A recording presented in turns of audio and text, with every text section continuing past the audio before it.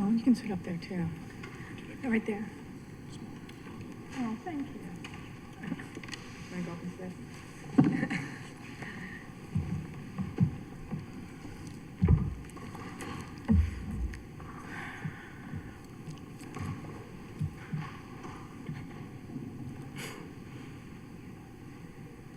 Ready? Okay.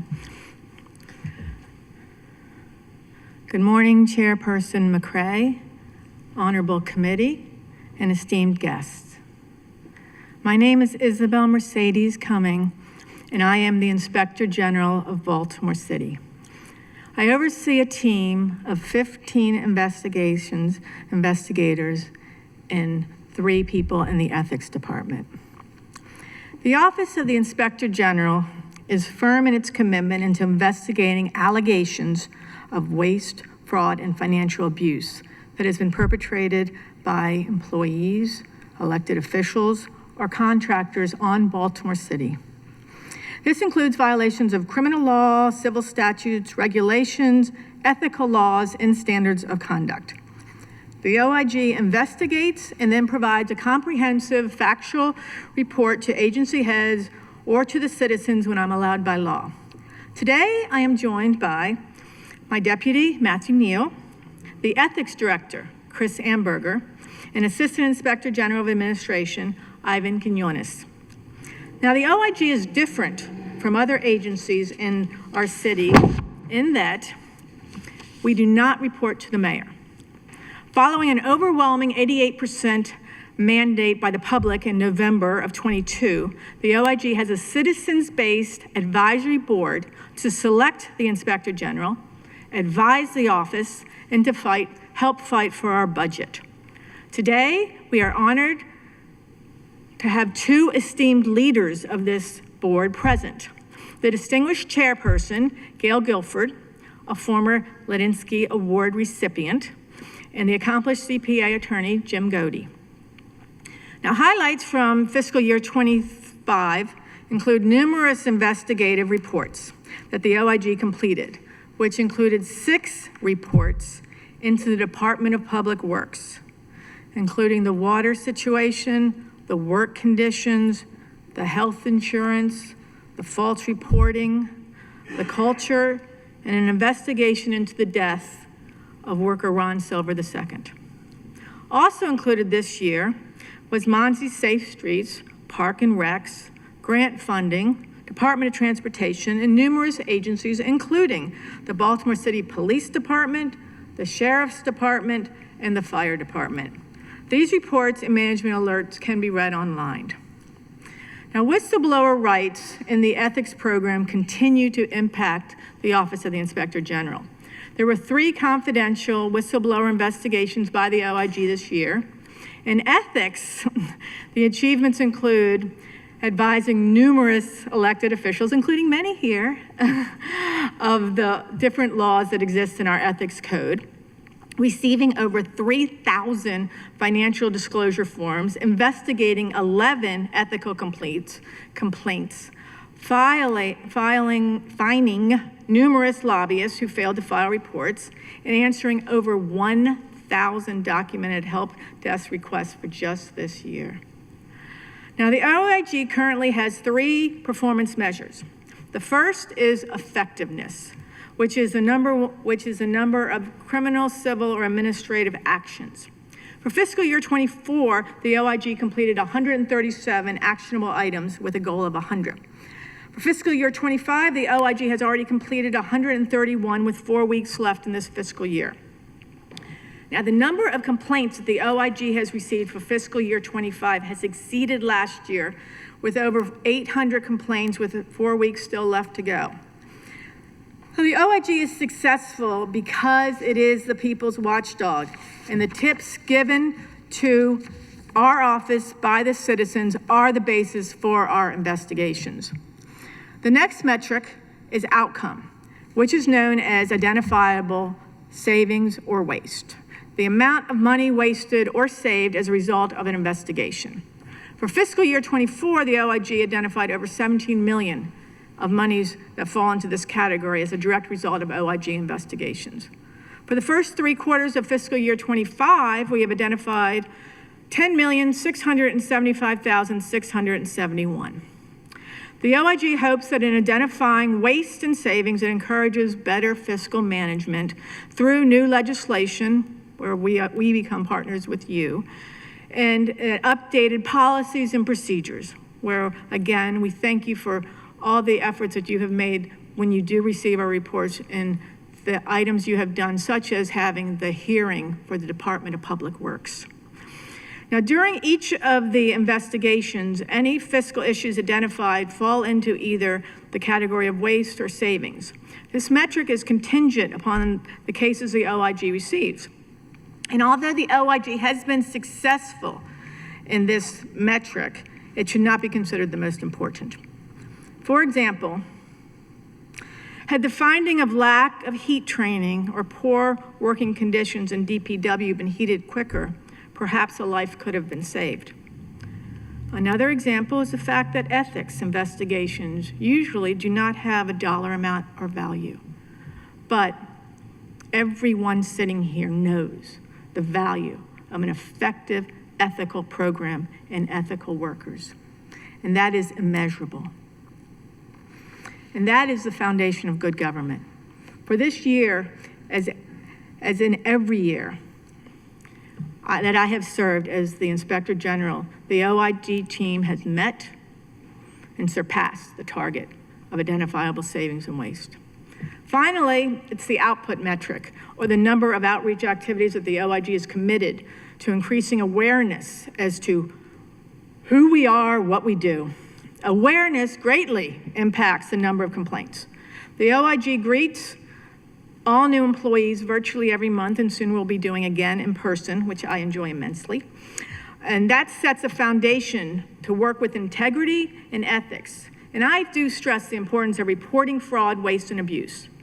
The OIG further does awareness by maintaining an active social media presence, which I'm sure many of you may have been aware of, on Facebook, Twitter, and LinkedIn, as well as outreach programs with all local news programs, both radio, newspaper, and television, and town halls for outreach.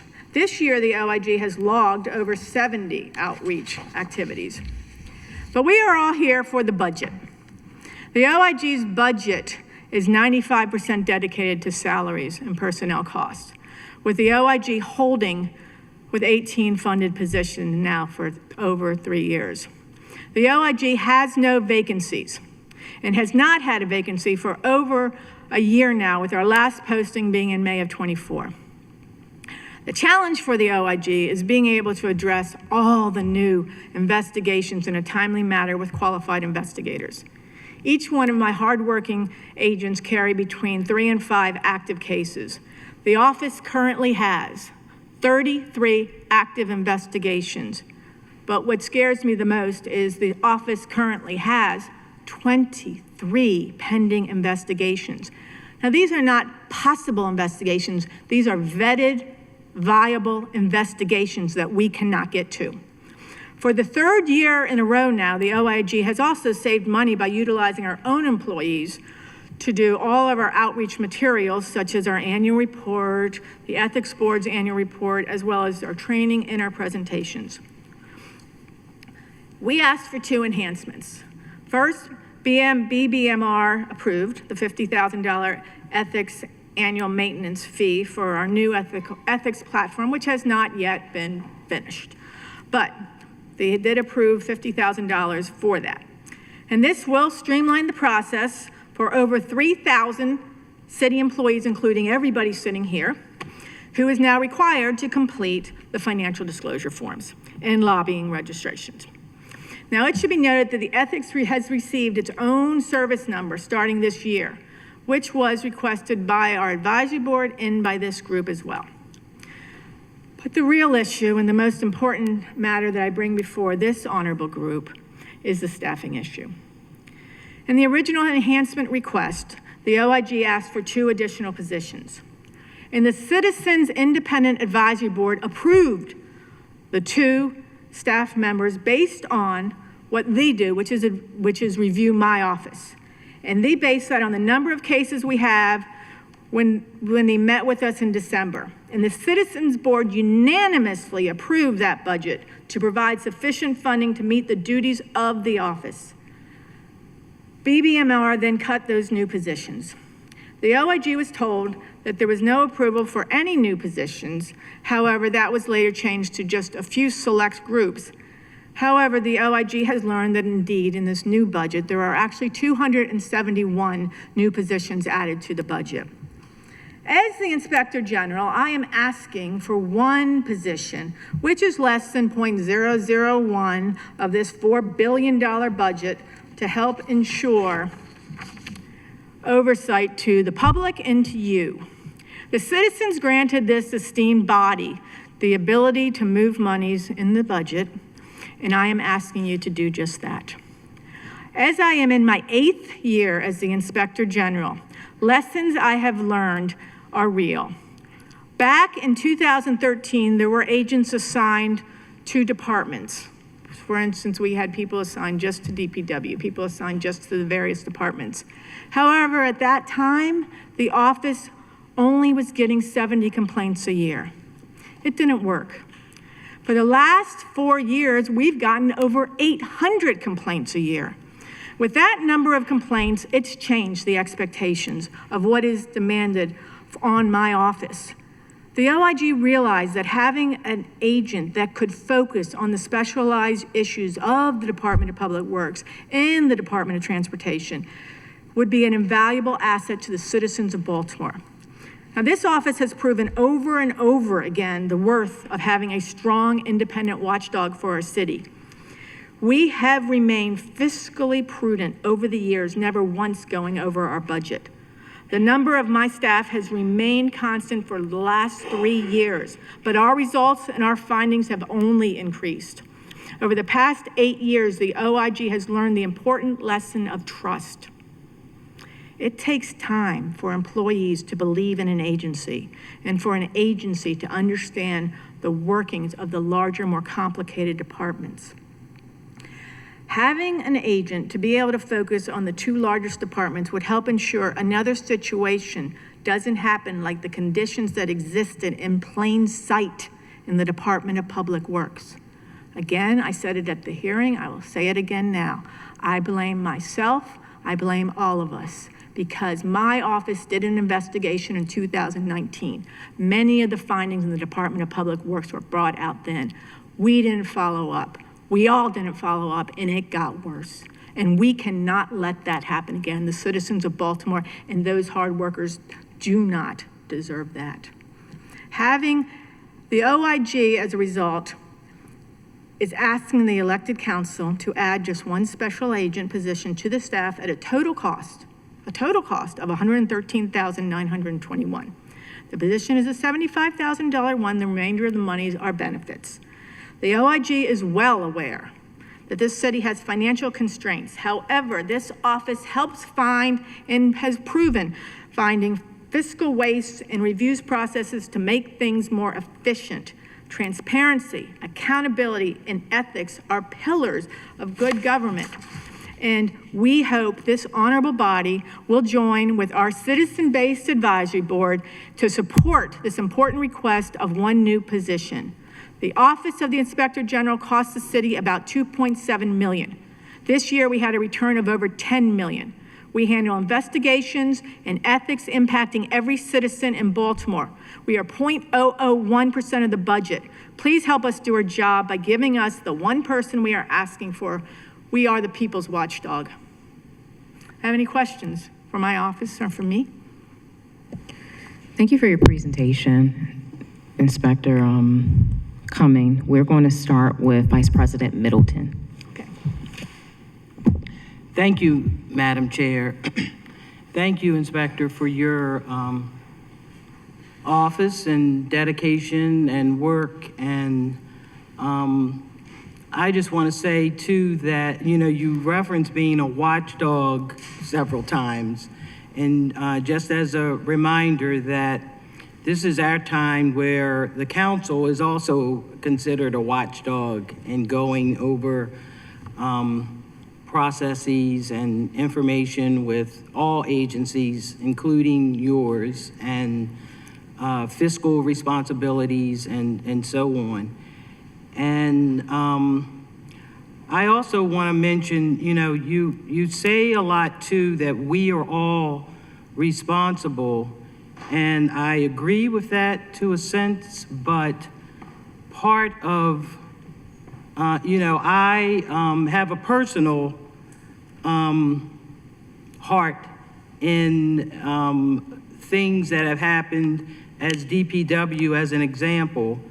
And of course, you know the passing of my husband, God rest his soul, and the hard work that he did as a union leader, and was also a member of DPW and worked very hard in his job, and many, many years, he was a strong advocate for many of the things that has been going on forever in DPW, and particularly the sanitation department. So on that note, I thank you for your advocacy in bringing that also to light and using that as an example of the work that we have to continue to do and the partnerships that we have to continue with the strong unions that represent the employees of this city as well. And so on that note, you know, you're now asking for another position, and I would like you to go through just kind of a scenario of really what an investigator does, of the process of a daily job spec of an inspector. Please answer, thank you. Like you all, there's no daily day. Every day we don't know what's going to happen. I'm going to actually turn this one over to my head of investigations, Matthew Neal, who's my deputy, to talk about the unique daily day of one of our investigators. Thank you for that question. Our process starts with our hotline, which they do an incredible job. They receive complaints, and a lot of their work isn't always seen by the public. They receive a lot of complaints, over 800 for the last 4 years, and then they vet the complaints. They do preliminary investigations. In some situations, they may not be for our office's jurisdiction, it may be for another agency to address. We'll then send a referral to those agencies to connect the citizens or employees with the services they need that can be provided, as we will always answer the phone and always work to engage them and move forward to help resolve whatever concern they have. After the process with the hotline, and the investigations that have been vetted for potential investigation, they then go on the pending list. So right now, currently, we have 23 pending investigations. Each investigator carries around 3 to 5 cases at a time. One thing that we have seen in our office continually is that no case is ever A to B. We pride ourselves on going to the root cause of the problem. A lot of corporations have root cause problem-solving teams, divisions. Our reports serve not just as investigating the fraud, waste, and abuse, but we also look at the efficiency of processes. Just like with DPW, we were able to do a deep dive, identify many issues that have lingered, such as the number of route stops exceeding the industry standard, and other points of duty that the workers face, but aren't always that are always below the surface, but that required a deeper dive into. So what investigators do is often when they get into a case, we pride ourselves on being objective and reviewing them holistically and looking at the totality. And in our interview process, they definitely are interviews, but ultimately what they are conversations. They're conversations with the employees, with the subjects of the investigation, And the point of them is to gather information to get a complete picture of what we are investigating and what are the potential solutions. Because we don't claim to be the subject matter experts in these areas, and we rely on the witnesses and the people who provide us information. So to build that rapport, to do the investigations, and to complete a multitude of interviews over the course of an investigation, such as with DPW, that required the whole team effort to do that. We spoke with over 130 employees. Team members were going out to sites at 5 in the morning. It was something that was time consuming for the agents, along with their other cases that they were handling at the same time. But they didn't hesitate. They went out there and they knew what the purpose was.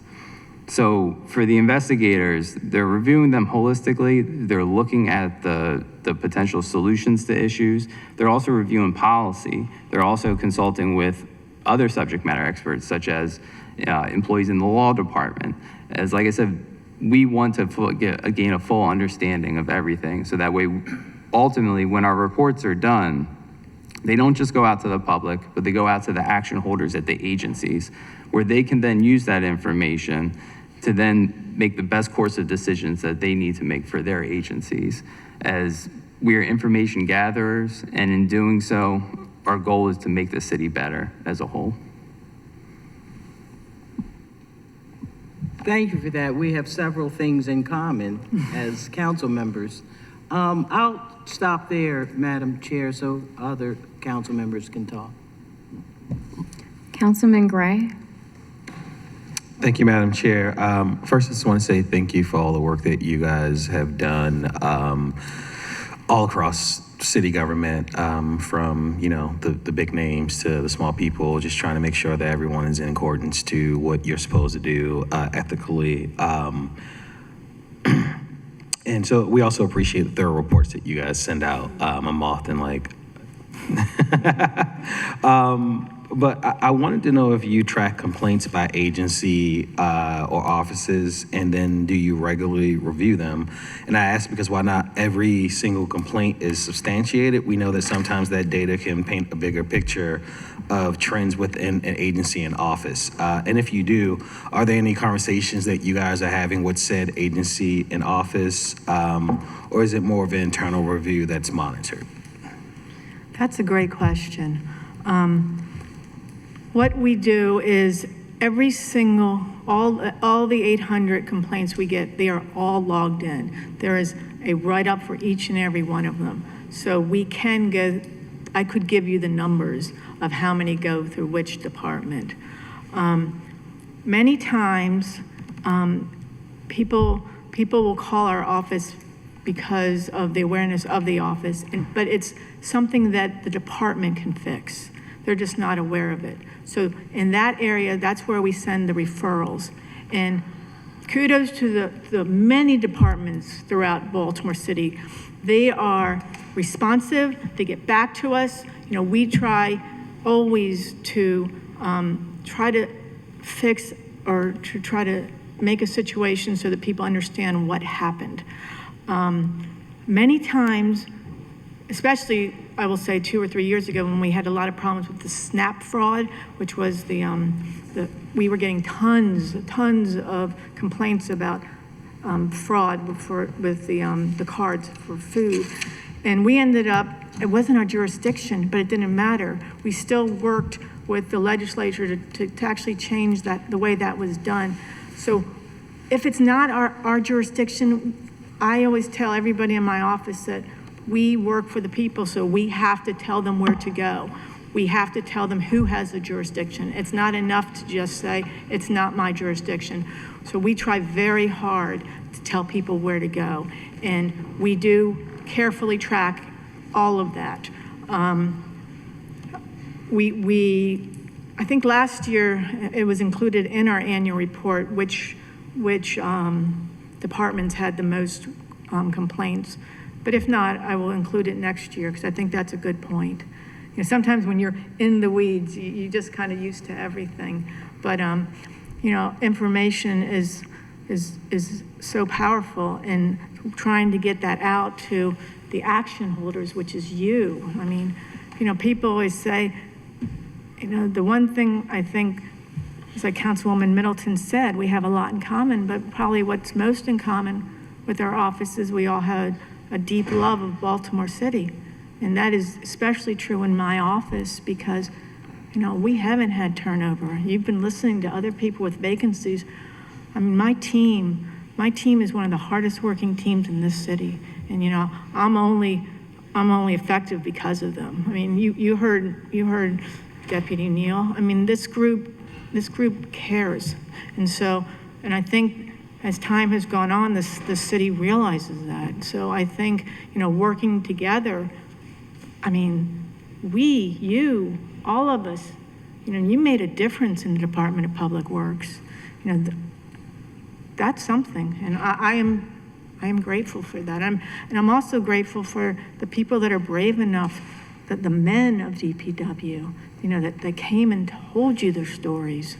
I mean, it wasn't that wasn't my all. I was giving with a voice to those people, and that's what my office does. It gives a voice to people who have problems, who need something to be solved. So, yeah, that's a good idea. I'll do that in the future. Thank you. Thank you for that. And so you've asked for additional position, and I thank you, VP Middleton, for asking for the reason why. I want to shift the onus off of you and put the spotlight onto Ms. Larson. Sorry to put you on the spot. But could you give us a history of the staffing allocation for OIG? Oh, I and can give it to you. I can give how that the to you. funding allocations were approved in this budget and your reasoning for why it was either denied or just what's going on? Yeah, so if we look back at the Office of the Inspector General going back to fiscal 14, in fiscal 14 there were 6 positions in the office. As the Inspector General mentioned, the fiscal 26 budget includes 18 positions for the office. In terms of how the chronology played out, we started with 6 positions in 14. In fiscal 15, the staffing count went to 9 positions. That increase included 3 new PINs, 1 position dedicated to DPW, 1 position dedicated to DOT, and then 1 position planned for DGS and Rec and Parks. The staffing count remained at 9 until fiscal 17, when 1 position was added to be focused on police and fire.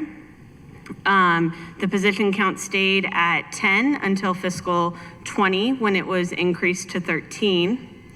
And then the fiscal count was the position count was increased to 15 in fiscal 21. That funded 2 new agents, and then we got to 18 positions in fiscal 22, where we have been since fiscal 22. Okay, so since fiscal year 22, it stayed at that same level. That's correct. Okay. And then I believe your second question was how the request for the new positions was evaluated for the fiscal 26 budget. And ultimately approved, yeah. Yep. So the Office of the Inspector General, just like other city agencies, has the opportunity to submit enhancement requests as part of their budget proposals. Those enhancement requests get reviewed and evaluated by the mayor as he puts together his balanced budget for the upcoming year. In the context of all of the enhancement requests that are reviewed and evaluated. As you all have heard me say multiple times, the mayor had to balance an $85 million budget shortfall as part of his spending plan for fiscal 26. So what that meant is that the number of enhancement requests that were funded in this budget were very limited. And ultimately, the mayor did not include funding for this particular request. Thank you for that insight. So there were, my office took on ethics and whistleblower back in 21.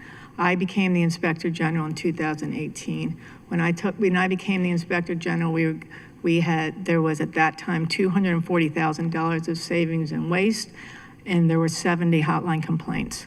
Like I told you, We are now at $10 million of savings and waste, and I get over 800 complaints.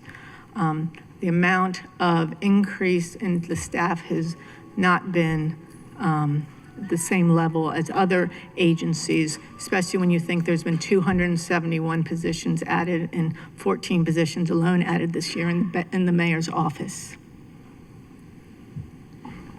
Thank you for that.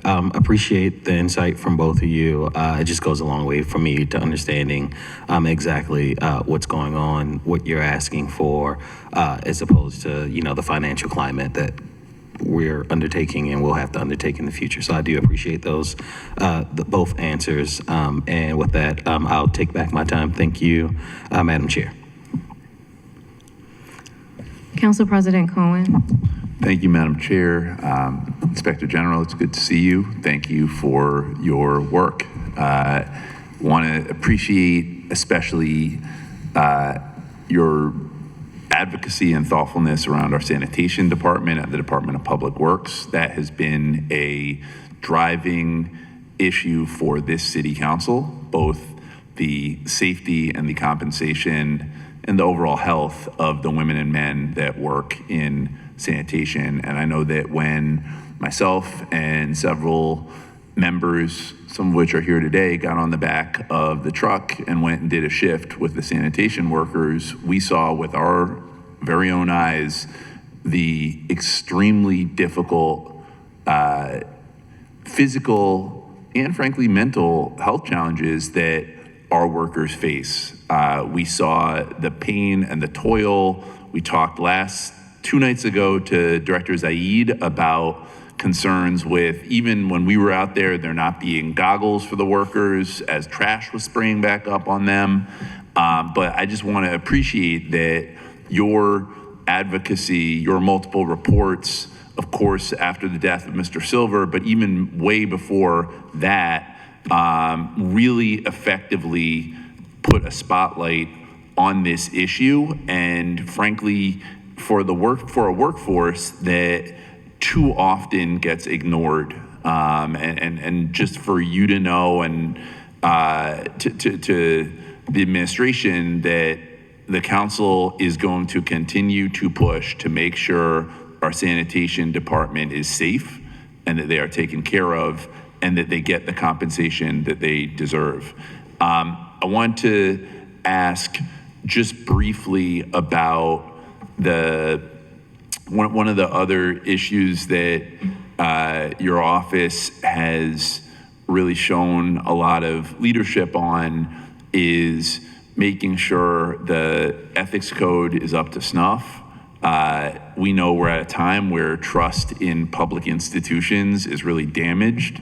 You and I have had several conversations about just the need for particularly elected officials to honor and adhere to the ethics code. And it's always been my practice that I'm really big on checking in, whether it's with you or with my friend over here, Mr. Amberger, right? I mean, just that it is so important right now because people do not trust politicians, and particularly having a history in this town of corruption, but that this current set, whether it's the mayor, myself, Comptroller Henry, my colleagues, all of us are truly adhering to the letter of the law, are being thoughtful in our actions and our behaviors. Could you talk a little bit about the ethics code and, and maybe Chris as well, like any thoughts on how to make it just cleaner, clearer, any work that your office is doing, because often, and Chris will tell you, it can be confusing and not direct, and I think we at times have struggled with even just interpreting it. It's why I asked this gentleman to put everything in writing so that there's a record. But could you talk a little bit about something that is relevant to everyone who's sitting back here, just how we're working on improving a 21st century ethics code so that we can all adhere to the same set of rules? That's a great question. And I must commend you because, tone on the top is so important. And I will say, the leadership that you've shown on making sure that the ethics is so important to this group. You've done a very good job, and it was noted. I am actually going to turn this answer over to, I believe, the people that do the work, and Chris Allenberger has done a very good job to talk about this, because we are making changes, and transparency, accountability, making sure the citizens are aware of the financial disclosures, make sure they can find them quickly, all of this type of stuff. These are things we're working on now. So, Chris. Thank you, Mr. President. As you know, the ethics law for Baltimore City has to reflect the ethics law of the state of Maryland, and the law in the city or in any other Maryland jurisdiction can be more stringent than that of the state, but has to fulfill several basic considerations that are included in the Maryland state public ethics law. So there are certain limits that the city cannot, overstep in that regard. However, the ethics law can always be tightened up and being made more stringent. At this point, the biggest function of the ethics law is really to put into focus the disclosure of our, not only the elected officials, but also of an increasing number of public officials, unelected officials in managerial positions and in procurement positions, in positions that the law explicitly enumerates. That disclosure is relatively clean. It is reflects the example of the state, and really the purpose is to place before the public the economic interests, the financial interests of our officials, to give interested members of the public the opportunity to look at your financial interests or of any other public official who qualifies under the law for disclosure, and to weigh, is there an apparent interest, a conflict of interest, is there not? And of course, the ethics board, when approached and, out of its own volition, also can pursue, what appears to be a conflict. The gift regulations were just updated by the state and the city very quickly and very responsively implemented those updates. In practice, they do not change much, as the exemption for gift solicitation for government programs remains in place. We did not have the permission for individual government members to go solicit on their own behalf before, and we don't have it now. It all has to go through the board, and I very much appreciate all of your office members, when these occasions arise, how diligently and thoroughly those gift waiver applications are presented and argued before the board. I don't think the board has turned one down, because they are all within the scope of the law and have all address all the caveats that have to be addressed. For example, that any potential donor has to be informed that this gift is not going to provide any inroad or any better treatment for you, and on the other hand, it also does not, the person who does not choose to give is also will experience no detriment for that refusal to give. There are a couple of unclarities in the code that that occasionally seem to be more unclear from the city position than from the state position. The state is, for example, very clear in that agencies can accept gifts, and that the state law, the state ethics law, regulates individuals and not agencies. So here the considerations may be to weigh, how to address potential inroads or, workarounds through the gift law or the gift prohibitions that, for example, well, I'm going to give this to the agency, but the agency is still operated by individuals. You know, if the council could consider, you know, how to tighten up the language in that, you know, in how far does the ethics law apply to agencies, not just to agency staff and to officials. In regard to the secondary employment provision or prohibited interest provisions, there is always, Baltimore is in a certain precarious situation in that many branches of our government, or some branches of our government, depend on the collaboration and contractual collaboration with, for example, local hospitals. There are aspects of that could be clarified by exemptions to avoid the appearance of conflicts that without which the city's healthcare, for example, would suffer greatly if that were, if the law would be strictly applied there. So there are a number of cases where I see room for clarification, and I'm always happy to work with legal reference and any other member of your staff to bring more clarity and workability into the code.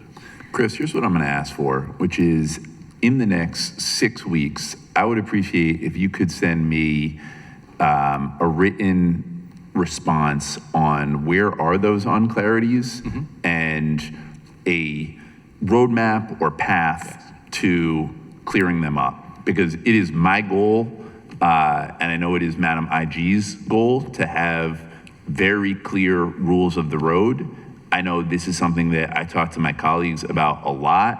Everybody just wants to know the rules and then to play by them. And where they are weird or sort of gray, I always and will continue to encourage my colleagues to check in with you because you do an excellent job of responding quickly. I don't think there's ever been a time I've called and you haven't called me right back and we've worked through it. But I think there are some ambiguities. I think there are some parts that are unclear. You mentioned about the hospitals. So if you could, within 6 weeks, I'd like in writing to this committee, what are you all working on and the path to fix it? Is that fair? That is fair, and you have it by close of business next Friday. Thank you very much. Appreciate that. Chris, do we have an opening on the board? Yes, we do. How long have we had it? We have had an opening on the board since December 31st, 2023. That has to be filled. We also have 2 positions up for potential renewal, and I know you had nominated a current sitting member of the board for continuation of his duties to the city.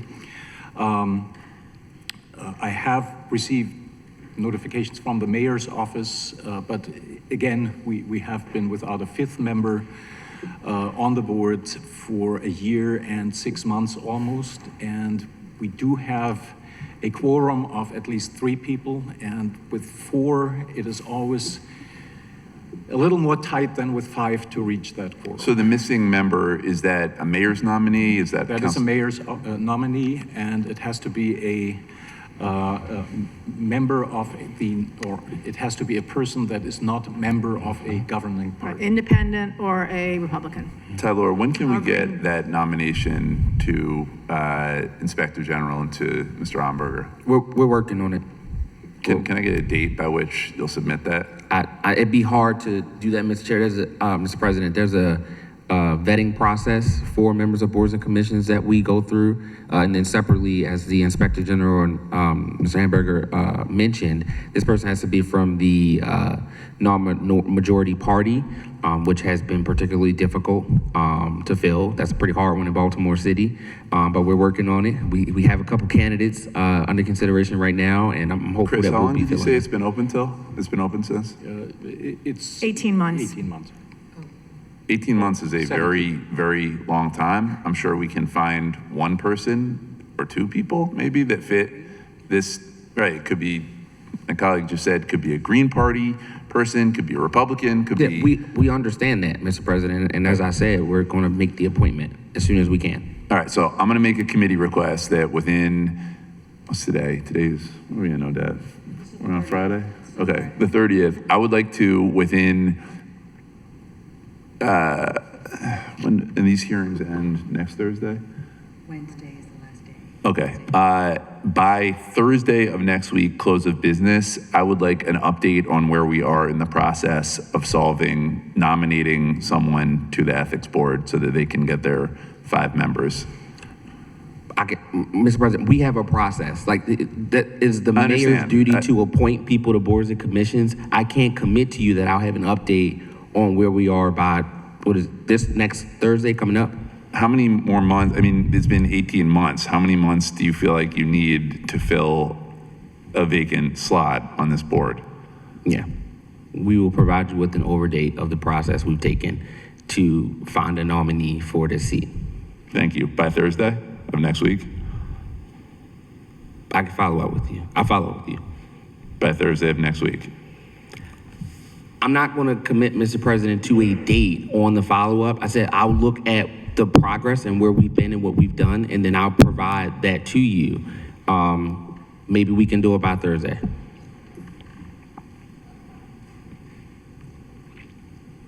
We'll connect offline. I would appreciate by Thursday. And again, I'm not trying to flex or be unreasonable, but 18 months is a long time, and it's the ethics board is very important to the functioning of the city. So would definitely appreciate it. I know that this is something the mayor cares deeply about. He is also someone who emphasizes ethics in everything he does. And so again, would appreciate that by Thursday of next week. And thank you, Madam IG, thank you, Mr. Omberger, and thank you, Madam Chair. Thank you, Mr. President. And before we move to the next council member, which would be Councilwoman Ramos, just a follow-up for the position. Is there another city or area that has a caseload as you have? And I don't know if you explained if this new person would be doing the same thing as other inspectors. If you As other agents. So this would be a special agent. Okay. Yeah, it's about a $75,000 a year job. They are the workers that do the investigations. So in my office, they are usually become certified Inspector General investigators. And so that's the way they're trained. Thank you for that clarification. Councilwoman Ramos. Just to remind council members, we are late, so move on. Yes, thank you, Madam Chair. Also in the same line of questioning as Madam Chair, Vice President, you had mentioned earlier that you're currently investigating 33 cases, right? We'll call them cases, right? That's what they're called? Okay. So we would be expecting in the next 3 months, 33 reports.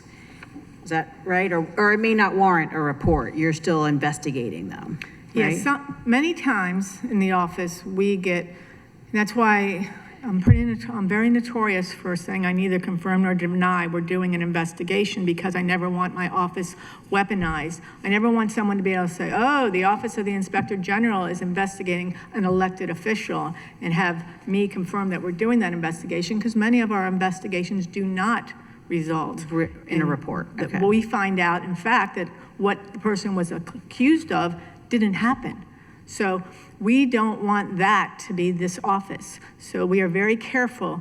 You know, of the 33, I would say maybe you'll get 20 reports. And, you know, it takes time. It's certainly not going to, you're not going to get 20 reports in the next 3. Sure. You know, it is a process. Right. Yeah. And then you've got 23 pending, meaning you've gotten these 800 complaints, right? And you found that 33 are definitely valid, so you're going to continue investigation to figure out what's going on. And there's another 23 that you just have not been able to get to. I know, they've been vetted. We found out they are valid, and we just have to do, We just have to do further issue investigation. subpoenas. Yes. Yeah, right. Subpoenas, So interviews, the whole process. these 23, are valid. We know something has happened. It's just getting the details and working through the investigation you have not been able to do. So with this additional person that you are asking for, do you believe that you'll be able to get through that backlog, the entire backlog or some of the backlog? Like what does that, or is it part, because you explained that like the DPW investigation was like an all hands on deck situation, and there may be that in one of these cases. I guess I'm just trying to see how much, if an extra person would equate to being able to either more timely do the 33 investigations or go through the backlog of some of the 23 or both or all. It's an all-encompassing answer. I mean, my office, considering the number of people in it, is one of the most effective Inspector General offices in the United States of America. And as a result, my team works incredibly hard. And it truly, I truly don't sleep much, and I truly worry about the cases that we haven't gotten to. I mean, so that, and I can't stress how important it is just to be able to keep attacking the cases we have to find out the truth. I don't know what the truth is going to be till we actually do the investigation. There is areas of other departments where, I've looked into, and I believe that, one person can be moved into the office of the Inspector General, because there's agencies that have had 10 vacancies for a very long time, and they might be other watchdog agencies. We hit the ground running, and we have the things to work on. We are not a waste in any way to this city. We have a return to this city. So, I mean, I think what we're asking for is to be able to do our job and nothing more.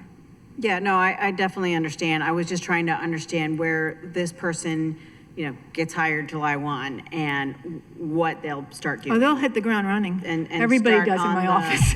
Right. No, I get it. They'll start on the 33 that you have so that then you can make room for the 20. No, the 33 are assigned. They're assigned to all my agents. Okay, so they would be they're at- going to hit my 23. Got it. That's where I was going. So Yeah, that they're they my would 23. Start with that 23. And of try to course, get one through person it. can't do 23. No, of Yeah. course, but at least that they would So start. I have to prioritize. That's what Yeah.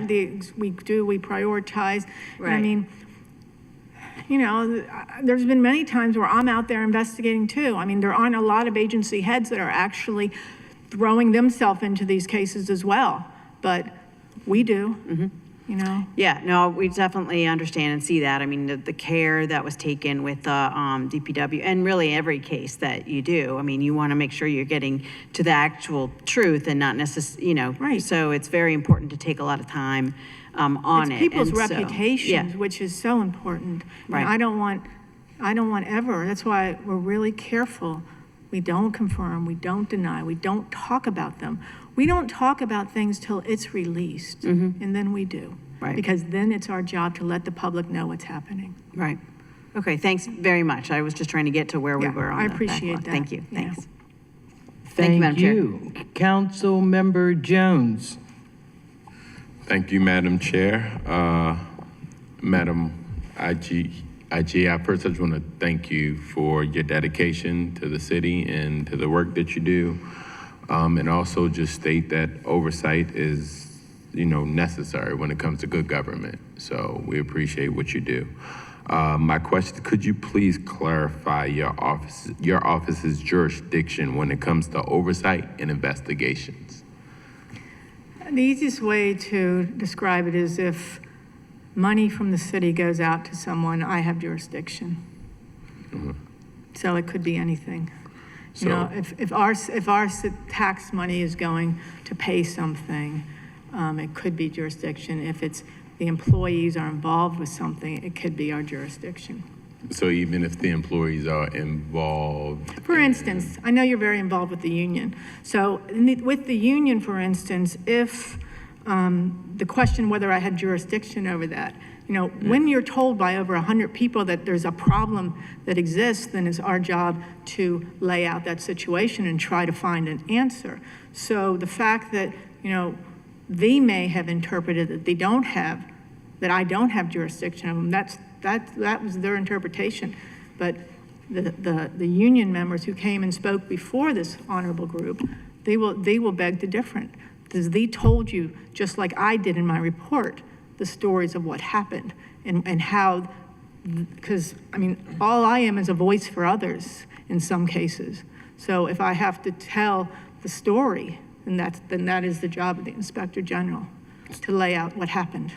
Got you. So, like you said, I was just trying to get clarification. When it comes to like the labor unions, because they aren't a city agency and they aren't being paid by the city, I guess, is there clarification on whether or not jurisdiction, or who would determine that jurisdiction or interpretation, or that just up to your office interpretation on what the jurisdiction is? Some of the members are paid by the city. I'm sure you know that. So they are city workers. They are housed within our city. And being as some of our, for instance, in DPW, some of our workers were under the wrong impression that the insurance people that were coming and talking to them were members of our Department of Human Resources insurance people. They weren't. So there were many people that did not have health insurance in our city, but they had insurance that the union provided, and they did not even realize that there was not the city's insurance, it was the union's insurance. And there were people that were under misconceptions of what the truth was.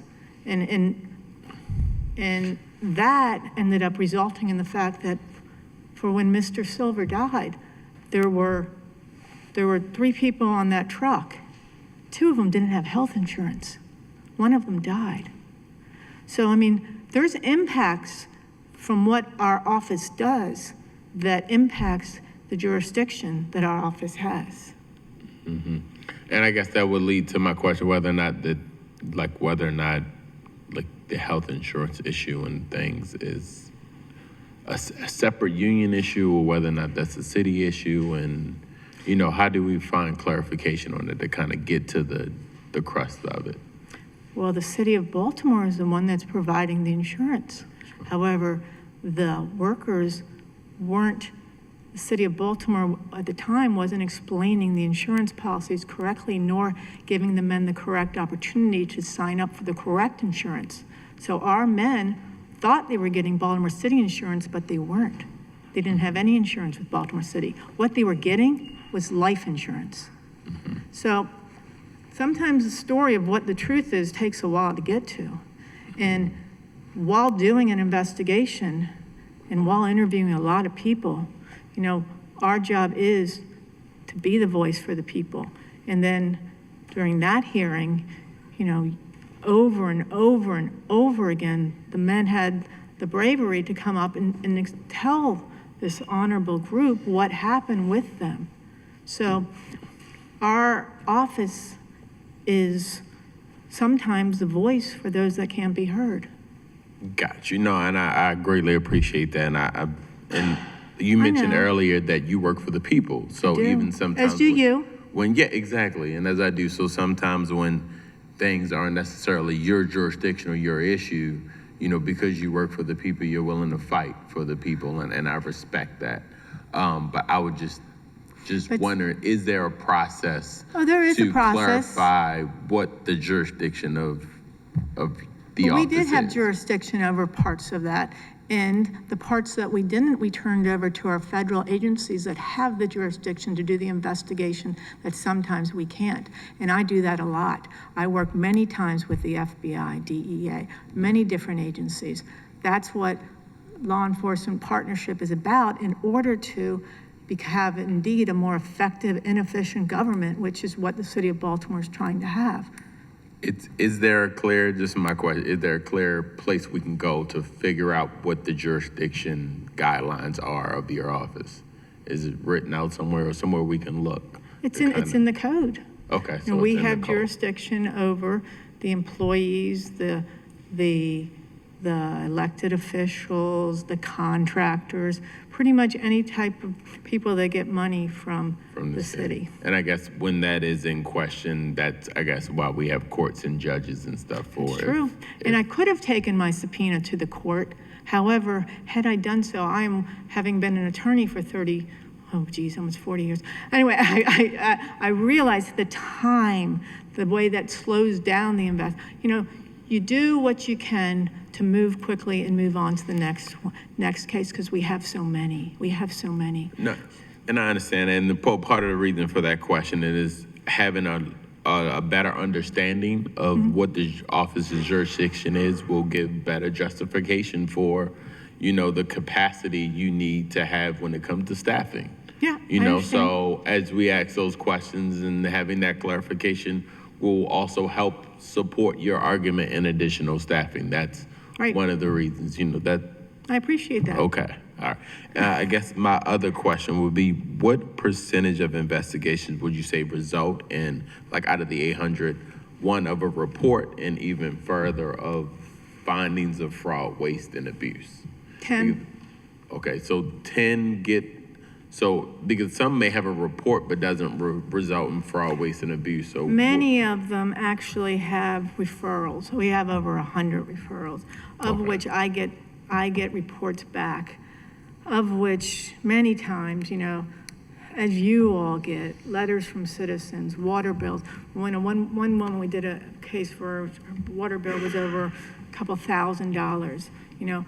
We will reach out on behalf of the public to just like what you do, to try to have it done quickly rather than using my limited resources to do that type of investigation where, like for instance, in the Alice Kennedy's group in housing, she has investigators. They have the ability. In Department of Human Resources, they have investigators. They have that. So I work,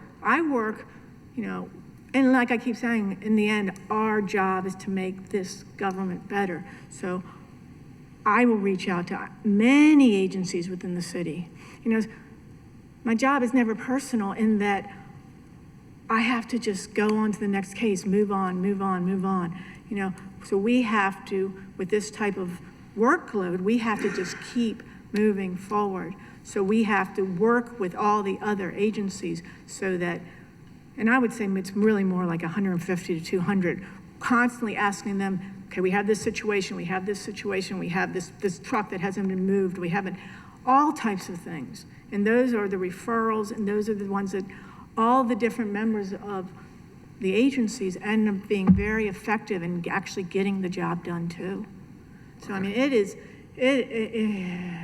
running an inspector general, it's like having a village, We all have to work together to try to make this thing move forward. Got you. Yeah. Thank you. It's a and process. look forward to working with you. Thank you. And thank you, Madam Chair. Inspector General Cummings, thank you so much Thank you. for your presentation, the work that you also do, for answering our questions as well. We are going to recess, and we will be back at 1:20 for the Mayor's Office of Homeless Services. Thank you.